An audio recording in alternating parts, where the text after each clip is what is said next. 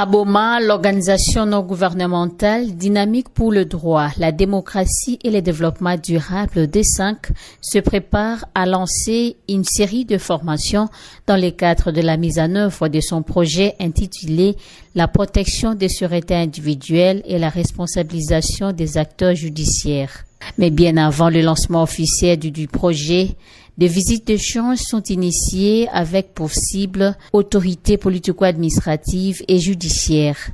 Mardi 3 janvier, la délégation de la D5 s'est entretenue dans ces cadres avec les officiers et sous-officiers de la police nationale congolaise Boma. C'était en présence du commissaire urbain, le colonel Job Tchishimbi, qui a salué l'initiative. Nous avons une chance exceptionnelle que nous commençons très bien l'année avec une formation. Pour arriver au grade où je suis, j'ai commencé au plus bas.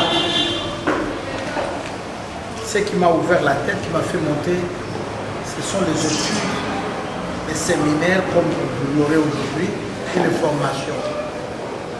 Celui qui ne s'informe pas, celui qui n'apprend pas, celui qui ne lit pas, celui qui ne suit pas l'expérience des autres, n'ira pas loin. Nous avons un travail complexe, nous avons un travail qui demande chaque fois la lecture, la réflexion, les jugements, être au milieu du village, et tout ça, ça va nous aider dans cette situation. Pour la D5, l'objectif à travers ce programme est d'éviter qu'il y ait un fossé entre la population et les acteurs de la justice, explique Maître Germain Bambi, chargé de programme de cette organisation non gouvernementale.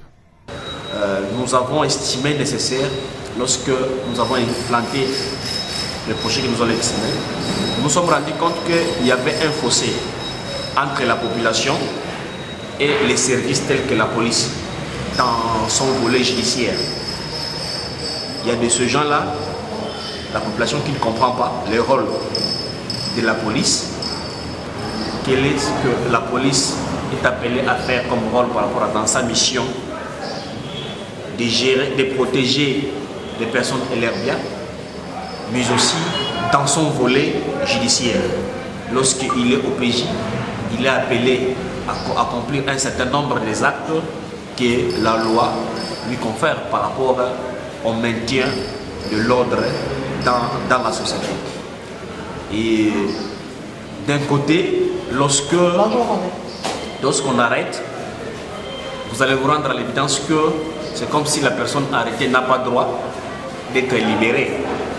Parce que l'OPG estimait qu'en ce moment-là, lorsqu'il a arrêté et que la personne sollicite une liberté et qu'on lui apporte, ça crée aussi des problèmes. C'est comme si pour les plaignants, la personne arrêtée, la personne accusée une fois arrêtée, n'a plus le droit par exemple de recouvrer sa liberté.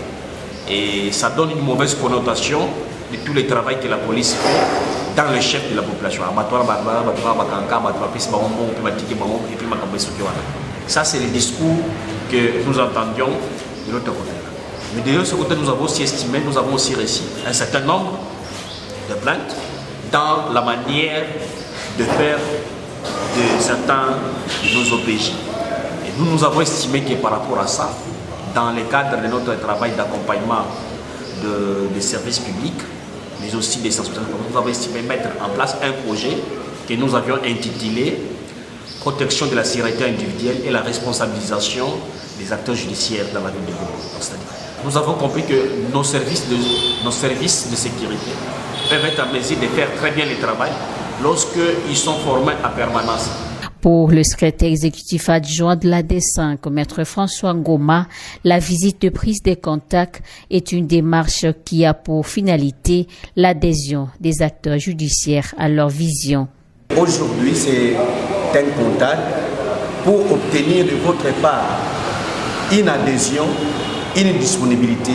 La formation, c'est pour vous, OPJ, c'est pour les IPJ, même les magistrats du parquet, tout comme les huissiers de nos tribunaux à Boma auront des formations. Nous faisons des contacts pour obtenir l'adhésion, afin que le moment voulu, que ça ne soit plus de l'incompréhension, des tiraillements pour participer dans toutes ces différentes formations. Voilà la raison d'être de cette réunion de prise de contact. C'est pour vous informer de ce que nous allons implémenter déjà la semaine prochaine. Et nous pensons, nous croyons que vous serez disposés pour qu'ensemble, nous puissions booster notre justice, nous puissions booster la sécurité dans notre ville de Goma et que la police soit aussi respectée, parce que nous entendons assez souvent, les gens disent on veut une police respectueuse et une police responsable. Un projet salué et encouragé par les parties prenantes qui ont émis le vœu de voir très vite l'organisation de ces formations. Cette initiative nous mène et nous donne vraiment l'occasion de connaître, à évoluer sur le plan juridique. Ça va nous renforcer, ça va nous éclaircir sur tout ce que peut-être que nous avons ignoré, que tout ce que nous n'avons pas eu à connaître dans la vie, ça va beaucoup nous aider. Donc c'est une bonne chose, cette formation-là donnera beaucoup de choses et beaucoup de fruits. Nous avons été des gens d'hommes de société qui jouent dans la médecine judiciaire, et ensemble avec cette formation, on aura à s'y passer pour savoir plus sur la procédure. Et avec tout ce que vous nous avez présenté comme projet, donc nous sommes là, nous acceptons de collaborer avec vous et d'avoir cette formation pour que demain nous posons des actes, nous donnons les meilleurs à notre population. À noter que la même démarche a été entreprise la dernière semaine du mois de décembre 2022 à la mairie et au parquet. Elle s'est soldée par une note de satisfaction. C'est vraiment important qu'on puisse sensibiliser, parce que si la population comprend comment les choses fonctionnent, ils sauront que ce qui arrive aujourd'hui à terre, ça peut m'arriver. Et si le parquet prend une telle décision ou le tribunal prend telle décision, c'est parce que c'est conforme à la loi. Voilà les ouvertures que moi j'ai. Je peux aller en appel contre ces décisions. Les gens ne comprennent absolument rien. Les gens ne savent pas qu'il y a des lois. Et nous allons nous impliquer. D'ailleurs, la preuve, c'est que nous sommes là. Nous allons nous impliquer pour qu'on puisse vous aider, parce que nous savons que ce que vous faites, ça va aussi nous aider. Ça va nous épargner à beaucoup de choses. Sauf imprévu, le projet sur la protection de la sûreté individuelle et la responsabilisation des acteurs judiciaires sera lancé officiellement le samedi 7 janvier 2023. Il sera implémenté dans 2 grandes communes de la ville, à savoir Kalamou et Kabondo.